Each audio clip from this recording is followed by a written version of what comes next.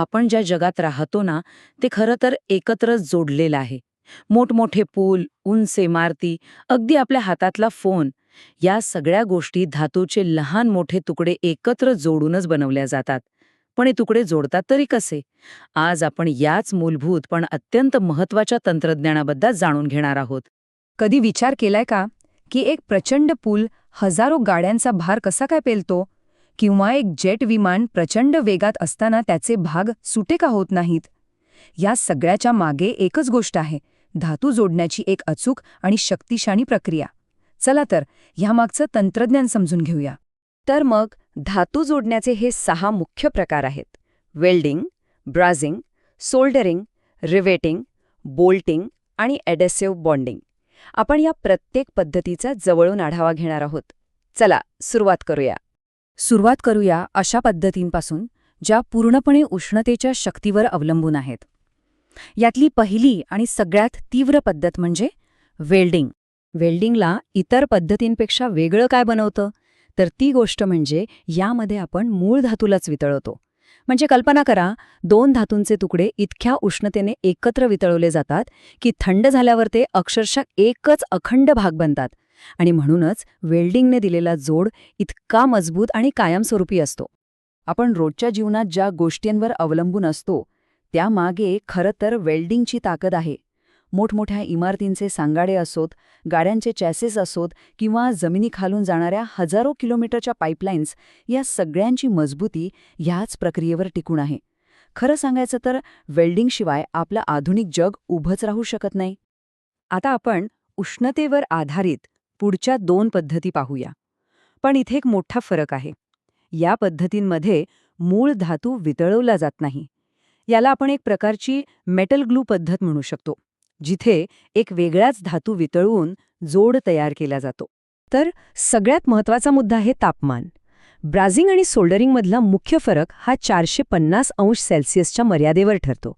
ब्राझिंगमध्ये जास्त तापमानावर filler metal वितळून एक मजबूत जोड तयार होतो, तर सोल्डरिंगमध्ये हेच काम खूप कमी तापमानावर होतं.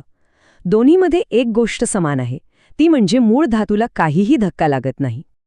ब्राझिंगमधून जो मजबूत जोड मिळतो ना, तो पाईप जोडणी, एअर कंडिशनिंग आणि रेफ्रिजरेशन उद्योगात खूप महत्त्वाचा ठरतो, कारण तिथे दाब आणि तापमान दोन्ही जास्त असतं. याउलट सोल्डरिंग हे नाजूक कामांसाठी आहे. कमी तापमानामुळे इलेक्ट्रॉनिक सर्किट बोर्ड किंवा बारीक तारांना काहीही नुकसान पोचत नाही. गंमत म्हणजे आता हे ज्या कुठल्या डिव्हाइसवर पाहिलं जातंय त्यातही शेकडो सोल्डर जॉईंट्स आहेत. चला, आता उष्णतेच्या दुनियेतून बाहेर पडूया आणि मेकॅनिकल फास्टनर्सच्या जगात प्रवेश करूया. इथे धातू जोडण्यासाठी उष्णतेऐवजी भौतिक शक्तीचा वापर होतो.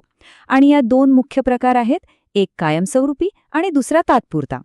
या दोन्ही पद्धतींमधला फरक खूपच स्पष्ट आहे. रिव्हेटिंग म्हणजे एकदा जोडलं की कायमचं. रिव्हेटला ठोकून त्याचा आकारच बदला जातो, त्यामुळे तो काढता येत नाही. याउलट बोल्टिंग हे तात्पुरतं असतं. बोल्ट आणि नट वापरून केलेले जोड आपण गरजेनुसार सहज काढू शकतो आणि पुन्हा लावू शकतो. आयफेल टॉवर किंवा टायटॅनिक जहाज ही अशी अजस्र बांधकामे रिव्हेट्सने जोडलेली होती. त्याची कायमस्वरूपी मजबूती हेवी ड्युटी कामांसाठी अगदी आदर्श होती. अर्थात आजकाल वेल्डिंगने बऱ्याच ठिकाणी त्याची जागा घेतलीय. बोल्टिंगचा सगळ्यात मोठा फायदा म्हणजे त्याची लवचिकता. ज्या मशीन्सची देखभाल किंवा दुरुस्ती करावी लागते तिथे बोल्ट्सचे वापरले जातात, कारण यामुळे मशीनचे भाग सहज वेगळे करून पुन्हा जोडता येतात. बरं, आपण उष्णता आणि हार्डवेअरबद्दल बोललो. आता वळूया शेवटच्या आणि सगळ्यात आधुनिक पद्धतीकडे, जी रसायनशास्त्रावर आधारित आहे. सोप्या भाषेत सांगायचं तर ॲडेसिव्ह बॉन्डिंग म्हणजे धातूंना एका अत्यंत शक्तिशाली इंडस्ट्रियल ग्रेडच्या गोंदाने चिकटवणं. हे पारंपरिक पद्धतींपेक्षा खूप वेगळं आहे आणि मटेरियल सायन्समधली एक मोठी प्रगती मानली जाते. आजकालच्या हायटेक उद्योगांमध्ये ह्या पद्धतीचा खूप वापर होतोय, विशेषतः ऑटोमोबाईल आणि एरोस्पेस उद्योगात, जिथे वजन कमी करणं आणि डिझाईनमध्ये लवचिकता आणणं महत्त्वाचं असतं. तिथे ॲडेसिव्ह बॉन्डिंग पारंपरिक जोडणी पद्धतींची जागा घेत आहे. तर आतापर्यंत आपण धातू जोडण्याच्या वेगवेगळ्या पद्धती पाहिल्या.